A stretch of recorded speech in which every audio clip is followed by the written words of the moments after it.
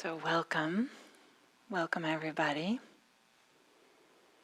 and Happy New Year. It's nice to be starting the year off in this way, the first Monday of 2022, with sitting together, practicing together. Thank you for this. So, maybe I'll just say, I said this at the beginning of the guided meditation, that a good idea to keep an eye on the calendar. We may be at the last minute be making some changes on whether individuals will be here at IMC for these Monday nights. For tonight and next week, I'm just here by myself. But on the 17th, technically right now, it'll be open for people to attend, but that might change depending how the COVID goes and this Omicron variant. So just keep an eye on the calendar. Okay, so back to the Dharma here that we're talking about. Maybe COVID is just as much the Dharma as anything else, but just to say a few words about New Year's, right? It's that time of year when we make New Year's resolutions. I didn't know this, that there's even a technical term for this. It's called the fresh start effect, that people tend to want to make big changes in their lives and have a fresh start at particular times. Obvious ones is the new year. But, I'll start on Monday, right, is kind of a famous thing that we hear all the time when we have these good habits we want to start. We often think, okay, I'll start on Monday. So fresh start at the beginning of the week or beginning of the month or after our birthday, after Labor Day.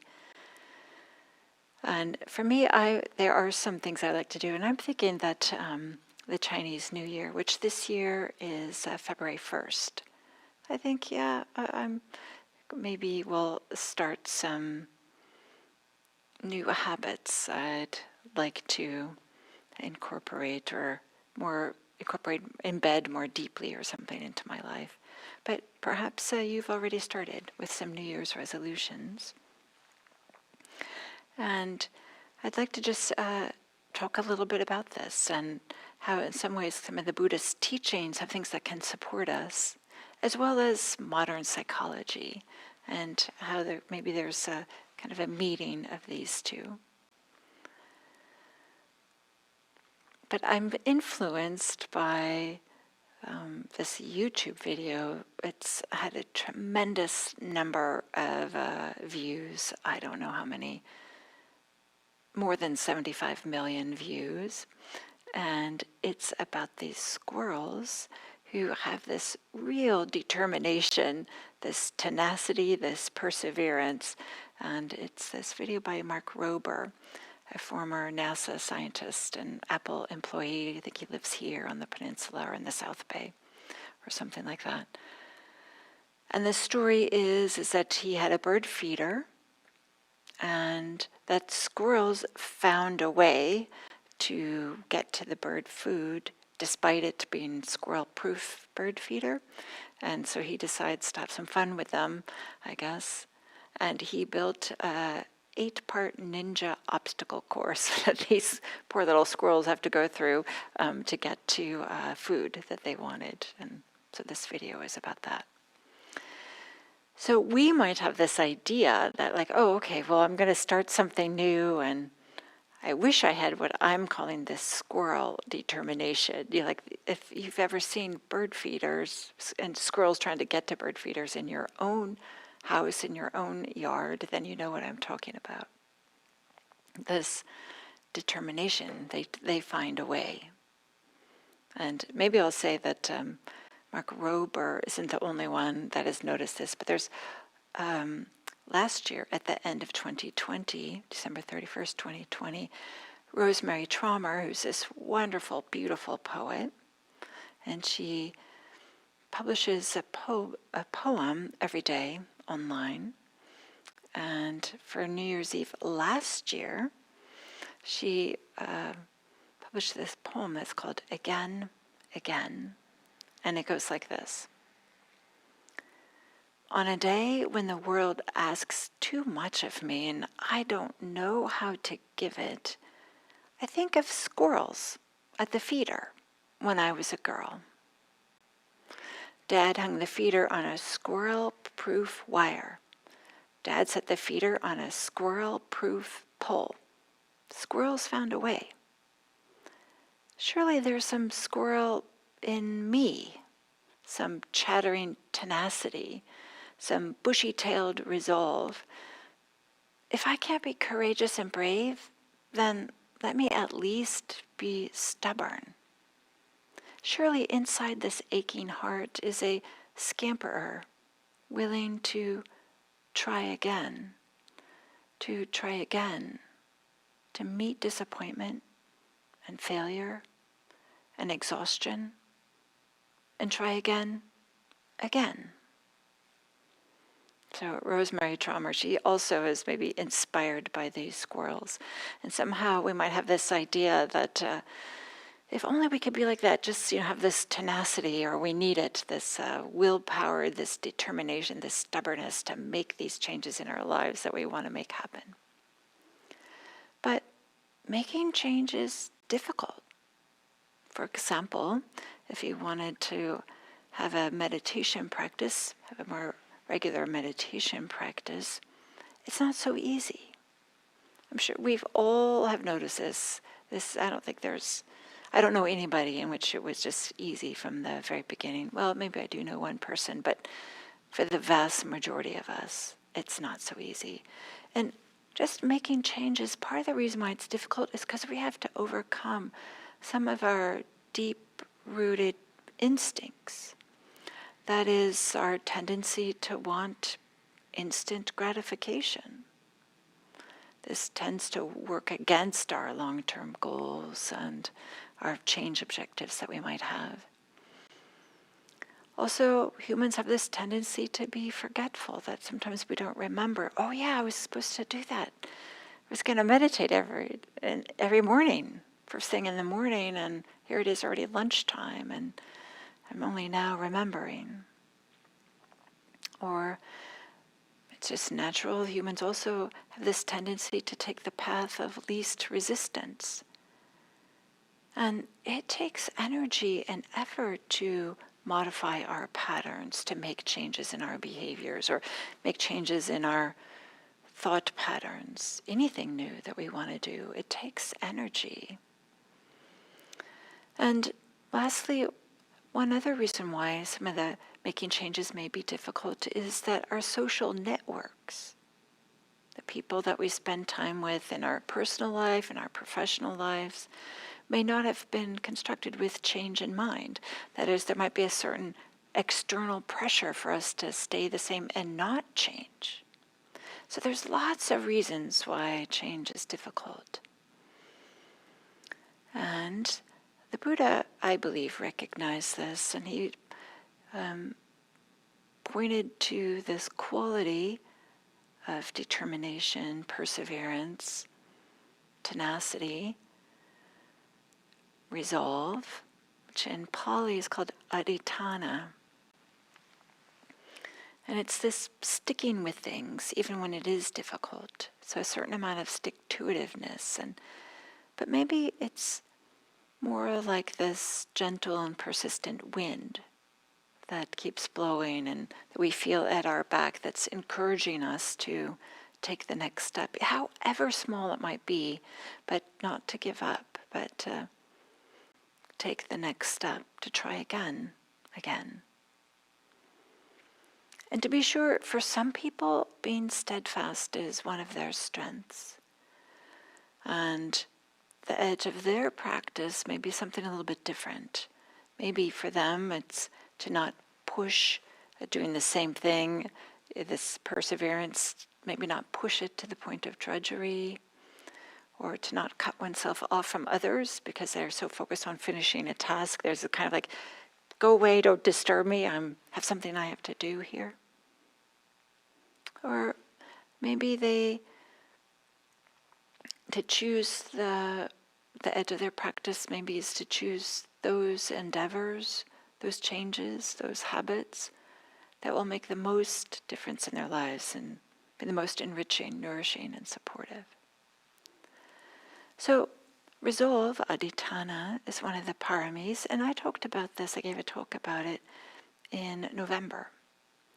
And so I'm going to talk about something different here, but it's the similar idea, this, if we want to start a meditation practice, for example, because it's New Year's, what are some things that we can do? We recognize that there's this, what I'm calling squirrel determination, those squirrels who want to get the food in the bird feeder, they find a way. But humans aren't like that. Well, let's say that sometimes we are that way, but we're not that way for every time for everything we want to do. Otherwise, there wouldn't be this, I don't know how big this diet industry is or the exercise industry is, but it's big, right? How many books and gyms and YouTube videos probably too. Apps, all these things, right? It's a huge effort to try to support people to pursue their habits, these changes that they'd like to make. So what can our practice do to support us? What can the Buddhist teachings do to support us? And also, how can we use what we learn to help support our Buddhist practice? So one thing I'd like to point out is adhitthana is not the same as stubbornness. Even in that poem, Rosemary Traumer describes the squirrels as being stubborn.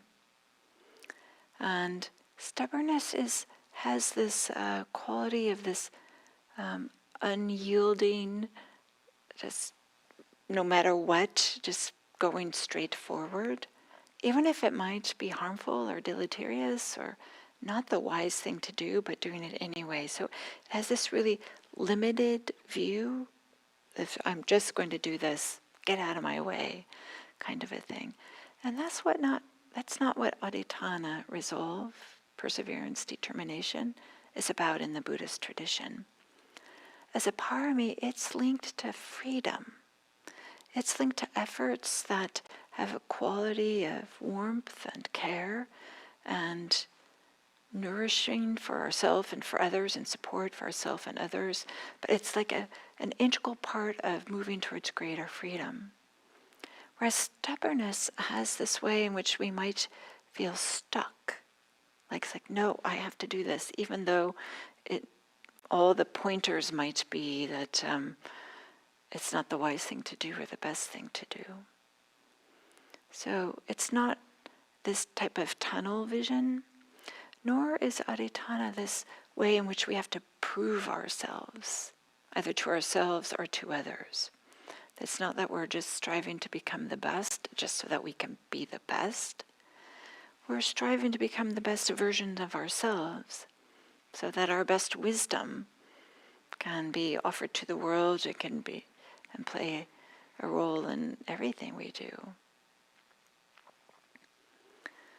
And it's also, adhitthana, this resolve, is also not about focus on everything that's in our way, with the barriers, with the difficulties that we have in our lives, the restrictions that we might have in our lives.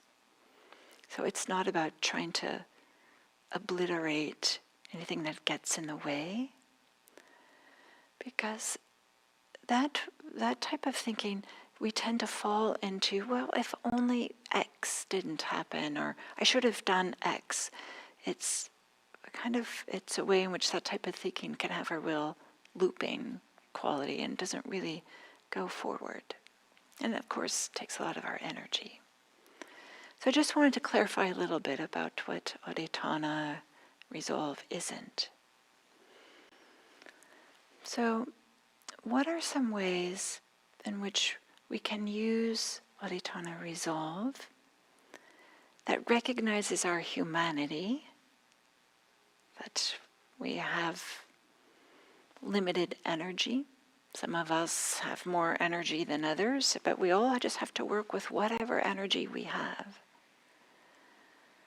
And how can we recognize that this, how aditana can be a part of our life instead of something that we feel like has to be the foundation for every change that we make?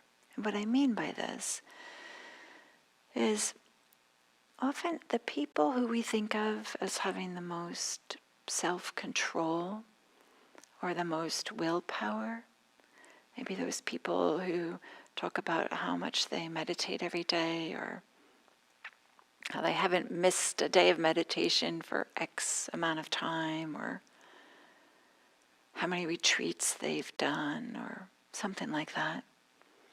We might be thinking that they are exercising willpower, to make themselves do it, or self-control to make themselves do it. But actually, willpower is overrated. That humans, we only have so much of it, and it can't sustain us to help us with some of these really important qualities to have the best version of our lives. And those people who we think are, or it appears that they are exercising a lot of willpower or self-control, is most likely that they've built habits, they've built routines, they've built systems, they've created conditions to support what these habits, for example, meditating every day. So they've done this way in which these good behaviors are more on autopilot than requiring willpower. And that's part of the secret here. So to be sure, it takes energy to start to do anything new and different, and to have some perseverance. So aditana, resolve, is an integral part of Buddhist practice, integral part of any time we want to make a change. But it's not the same as relying on it, because it's not always available. Sometimes we don't feel well. Sometimes we have emotional difficulties. We just don't have the energy towards some of these new behaviors we're trying to develop. Sometimes we have physical difficulties. We don't have the energy or the resolve. Maybe we get disappointed. There's countless reasons why we can't just believe the commercial, the Nike commercial, which must have been a pretty successful commercial, that all of us, or many of us, know it, this idea of just do it. I think there's a part of us that thinks that, oh yeah, I should be able to just do it like everybody else is. But chances are that they have created the conditions in which these new good behaviors, it makes it more likely that they will happen. So, to change our behavior, to do a new habit, to fulfill our New Year's resolutions, to start a meditation practice, we can focus on maybe systems or processes or conditions rather than specific goals. To be sure, it's helpful to have goals, and it's helpful to have specific goals. But goals are about the results we want to achieve. For example, having a regular meditation practice. Whereas systems are about the processes that lead to those results. And when we're stressed, not feeling well, don't have a lot of energy, these systems, these processes can support us and can help us still make movement towards these outcomes we would like, these goals, without relying on willpower, without relying on a tremendous amount of resolve. So to change our behavior, we can focus on conditions, processes, systems, And the Buddha, to be sure, taught a lot about this too. So maybe I'll just say this, of course there's a big emphasis on cause and effect, the consequences of our actions. I recently gave a Dharma talk on this topic also. And we might say that this is one of the key teachings of the Buddha, that everything is a consequence of something else. It's just causes and conditions unfolding. Everything is. There isn't anything that arises without some underlying cause or condition. We know this. It's obvious, but maybe kind of the Buddhist teachings is just how thorough that is, and how there are no exceptions. And it's until we have kind of this deep insight, this deep type of knowing, can be really transformative. But can we, having this information, can we use it to support our changing our behaviors or starting a meditation practice? So one thing that psychologists use this expression, temptation bundling, that is to link something alluring, attractive, something that we want, with something that takes a lot of energy, maybe we're dreading doing, don't really want, something we should do, to link these two things together. An obvious example is some people listen to, it's so common now, right, podcasts or books on tape with Audible, to be listening, to have this something that's really engaging and fascinating and interesting, really enjoyable for you. And give yourself the rule, I'm only going to listen to this while I'm out for a walk, while I'm at the gym, while I'm cleaning the kitchen, or something that we feel like we should do, but we're finding a little bit resistance to doing it. We link it with something that we want to do and is fun. So this idea of temptation bundling. So how can we take this idea of temptation bundling and have it to work with our starting a meditation practice? One thing is maybe to reflect on, what does the heart love? Is there a part of practice that makes your heart sing? And is there a way that in a way that makes sense, that this can be linked with meditation practice? Maybe it's something really small, but it's kind of delightful or meaningful or touches you in some way. And to have that as part of the meditation practice or as a support for practice. So bundling something that we feel like we should do, we want to do, but have some resistance or difficulties, can we link that with something that is delightful? Here are some examples. Maybe there's something in our heart and our mind that wants to express appreciation, love, gratitude.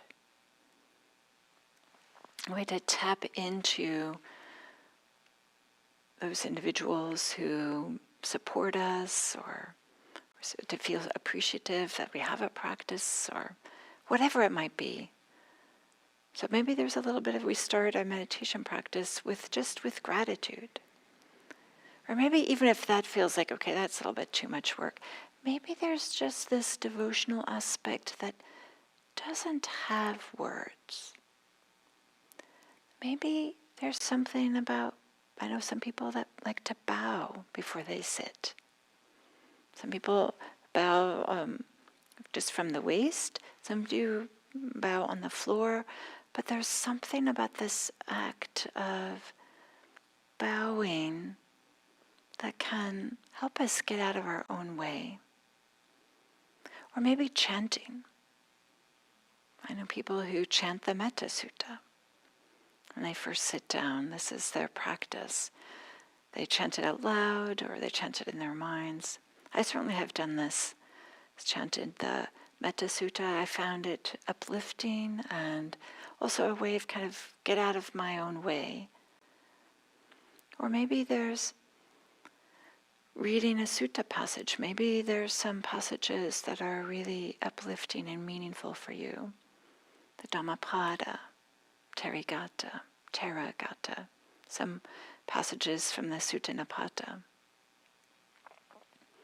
So maybe to say I'm going to do this practice, reading sutta passages, chanting, bowing, before I sit, and then I'm going to sit for I don't know how long. Some people say you should sit 15 minutes, and some people say, well, when you're first starting, just get into the meditation posture. Just get into the posture for 60 seconds. So, temptation bundling. Maybe there's this part of your practice that you feel fascinated by or curious by, and there's a part of you that likes to learn. So okay, I'm only going to read these Dharma books after I've sat. So I have to sit first, partly so that the Dharma doesn't become just some analytical thing, but that it becomes an embodied practice. Maybe you could say, what, I'm only going to read this book after I've done a sit. Or maybe there's something about ritual that is comforting, soothing, maybe not in a way that you can explain to anybody else, but maybe there's something about ringing the bell, having a bell. Especially these days when we're on Zoom, so often the bells are not satisfying, right? Zoom with its noise cancellation doesn't feel as good as, especially this bell here is really beautiful at IMC. I think it's beautiful. Ringing a bell, lighting a candle, lighting incense. Maybe there's something, some gesture, some activity that makes your heart sing that can be linked to your meditation practice. So this is one way, this is one support to start a meditation practice. And then maybe I'll mention this. This isn't exactly temptation bundling, but it is highlighting the link between having a settled mind, having a collected mind, and having the heart sing. And that is, it's called the gladness pentad. And we see this showing up in all kinds of suttas in so many different ways. And it starts, gladness pentad, as the name suggests, has 5 elements and starts with gladness. Gladness, joy, tranquility, happiness, concentration. Maybe that last word I could say samadhi. So rather than concentration, we can think of it more of a settledness or a collectedness, non-distraction. Gladness, joy, tranquility, happiness, samadhi. There's a real connection in allowing our heart to sing, to have this happiness, have this joy, this gladness, that allows there to be some settling. It could be a real support for meditation. So psychologists are using this expression, temptation bundling, as a way to help us start new habits, New Year's resolutions. And as a support for a meditation practice, we can think of this idea of temptation bundling, what I just described, but also this recognition of the gladness pentad. What is it that supports gladness? And in the Buddhist teachings, this cascade goes naturally from gladness down to samadhi. So that's one support. for our New Year's resolution. And next week, I'll talk about some more supports for New Year's resolutions, or any time we're making resolutions to support our meditation practice. And maybe I will end with just an appreciation of practicing with others. Right now I'm alone in this room, but I see some of you on the chat for YouTube, and just for myself, how wonderful it is to practice together. Makes me glad. So with a warm-hearted, happy New Year, thank you.